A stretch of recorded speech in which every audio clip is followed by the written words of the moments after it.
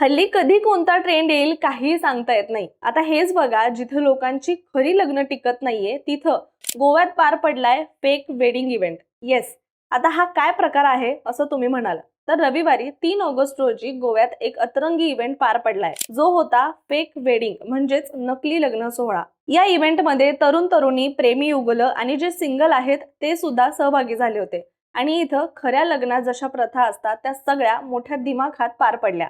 Band बाजा, मेहंदी, संगीत, अगदी सगळंच.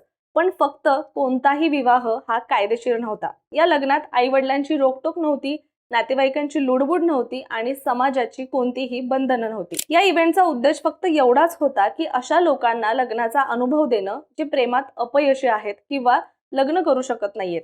या इव्हेंटचे आयोजक अद्वैत नायक यांच्या मते हा उपक्रम केवळ मनोरंजन आणि भावनिकतेसाठी होता.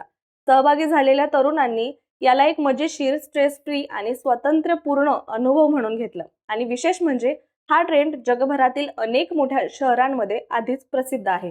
पण गोव्यात मात्र प्रथमच असा सोहळा आयोजित करण्यात आलाय, ज्याचा लोकांनी भरभरून आनंद लुटलाय.